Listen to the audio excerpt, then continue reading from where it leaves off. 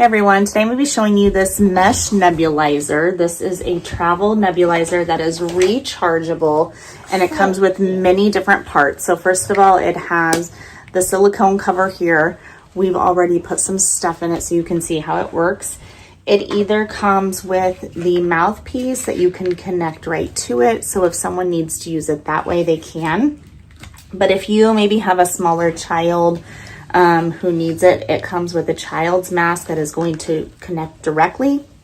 You're going to be able to put this on the face, so it's more of a hands-free type thing. Hi, Evelyn. It does come with a adult mask also, same thing. It comes with a string for that, and it comes with a travel bag, and it comes with a C-port charger.